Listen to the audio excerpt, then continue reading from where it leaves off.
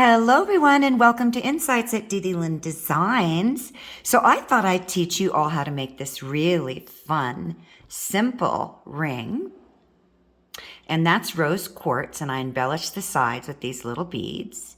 And all it is just basically deciding on your ring size and then making a loop and threading your bead through. And then I just embellished by using some half round wire.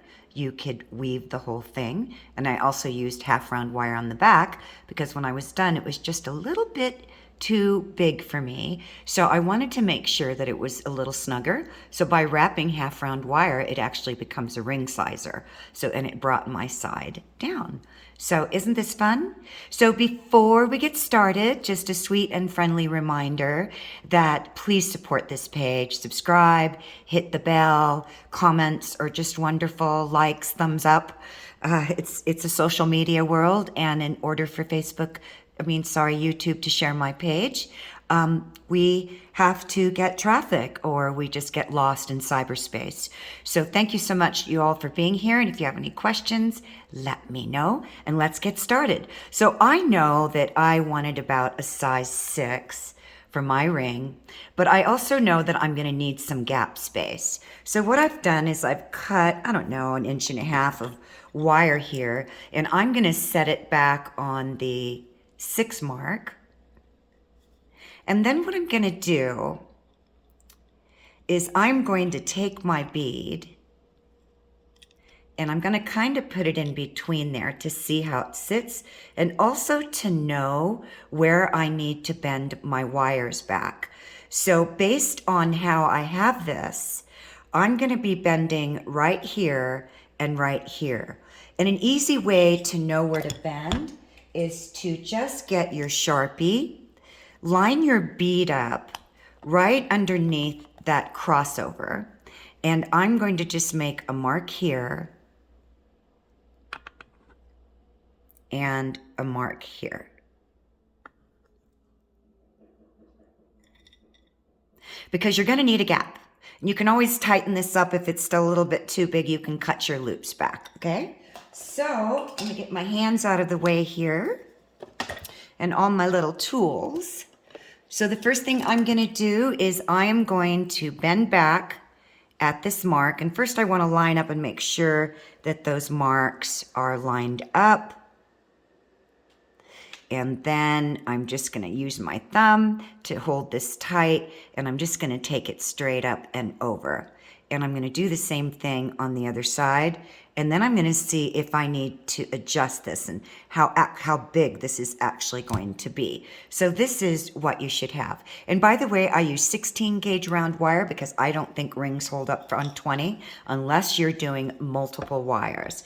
So right now that looks about a 7, but I'm going to drop my bead in. Oh, it's kind of hard for you to see this.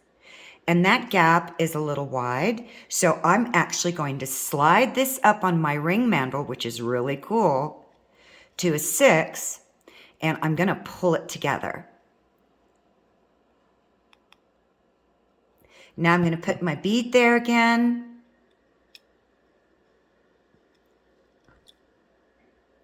And I might need to spread it apart a little bit, but I need to make my loops. Okay, so my loops were really tiny on this one, and you need to make sure that your loops are going towards you or away from you, but not in this direction, you know, the normal round direction. I don't know how to explain that part, but see how my loops are going? So the first thing I'm going to do is I'm going to cut my wire.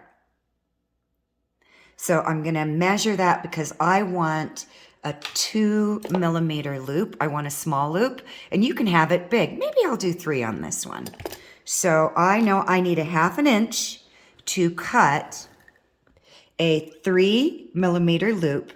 So I am going to mark with my Sharpie because this is 1 inch from this line to this line.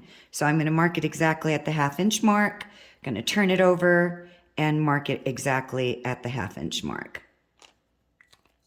Then I'm going to cut it. And because I'm using 16 gauge, I'm going to be using my super flush cutters. And I'm going to cut it right at the mark. And I'm going to turn it over and cut it right at the mark again. And then I'm going to see if they're even. And that looks pretty even to me. So now I'm going to get my 6-step pliers. And since I changed my mind and decided I'm going to use the 2nd step, all I'm going to do, and I need to bring these in a little bit and straighten these up, is I'm going to roll this wire, whatever direction is easiest for you. I'm going to roll this wire towards me, and I'm adjusting my pliers, and until it connects.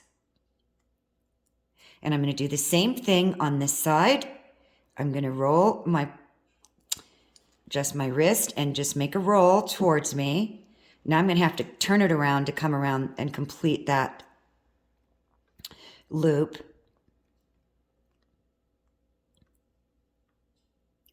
And then pull my pliers out, take a quick look. So this is something that you should have, and we're going to square this up because notice how it's bowing off to the left and right. And that's simple. I would get your flat nose or any good wide jaw plier. And all I'm going to do, and you can put it, by the way, back on the mandrel. So I'm going to bring this back down to my 6, and that's probably going to be a perfect 6. And all I'm going to do is brace this with my thumb and forefinger, and I'm just going to square that up. And I'm going to kind of press it down. I'm going to turn it around and do the same thing on this side. I'm going to square it up and pull it out. So now I'm going to take a look, and I think I need to square it up again a little bit more. Just making some little tweaks. That's the thing in the ancient art of wire. And then I'm going to get my 26 gauge weaving wire. And I'm going to run, and the reason why I'm using 26 gauge is because 28 on rings can snap pretty easy. So I want a nice tight grip. So I'm going to cut myself about 10 inches of wire. You're going to have excess, but in case you want to keep wrapping down, I'm going to find my center.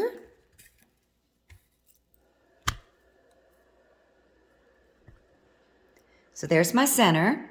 I'm going to run my decorative bead through.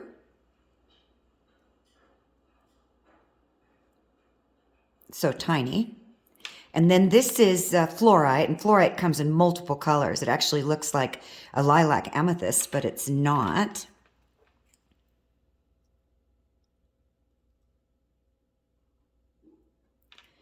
And then I'm just going to open up my ring just to make room.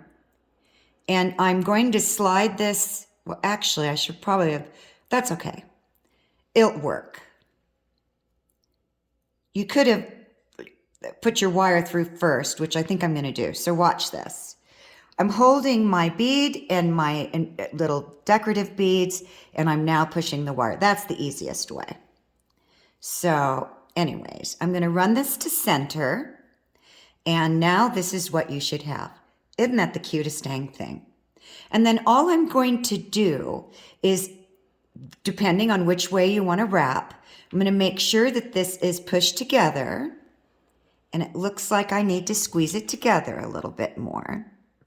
So I'm just squeezing that in. Then I'm going to push this down. And I'm going to hold my wire over here. And I'm going to run my wire through the shank of my ring. And you can wrap as many times as you like. This is just so easy. I'm going to stop there right now.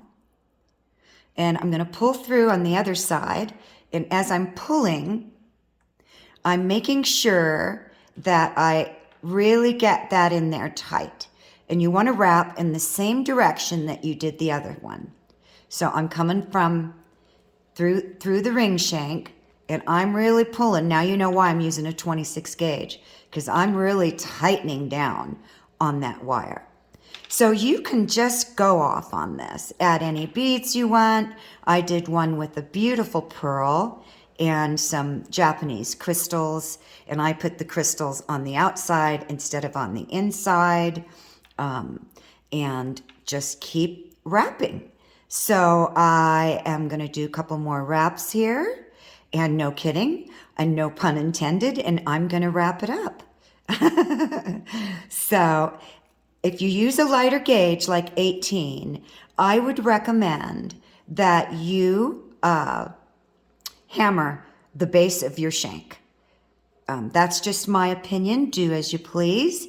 But, 2 years of doing this, trial and error, as a beginner, I started off with 18, believe it or not. And then I finally started watching videos and went to 20. But I noticed a lot of things didn't hold up in 20 gauge, such as bracelets and rings and necklaces, if they were getting whipped around a lot, but especially bracelets and rings. Unless, again, you're using, 3 wires when you're doing a ring and you're using 20 gauge. Now, you could do 2 wires with 20 gauge on a ring, but you would need to make sure that you did a really tight stitched weave so that that doesn't come apart. But in my opinion, I still think that you need 3 wires if you're going to do 20 gauge to make a ring. So they're both coming out the back side. Isn't that the cutest little thing? So here's my other one. And notice the loops are bigger on this one. So I probably could have used a bigger decorative bead there, but you know what? It's for demonstration purposes. So you get the idea, or used it on the outside. And then all I'm going to do, and I taught this in my other videos, is I'm circling and snapping my wire. Great tip. Holding it really tight, circling and snapping my wire. And there we have it. And that actually turned out to probably be more like a 7. But aren't these the cutest things? And you can stack them up any way you want. Use as big a bead as you want. If you get any bigger than 12 millimeters, I would look for a bead with a flat bottom, okay? Anyways, everybody, thanks so much for watching. I hope you have a wonderful, magical, fabulous day. And please remember to subscribe. And always remember, like Thumper said in Bambi, please be kind. If you ain't got nothing nice to say, don't say anything at all. Have a fabulous day. Bye for now.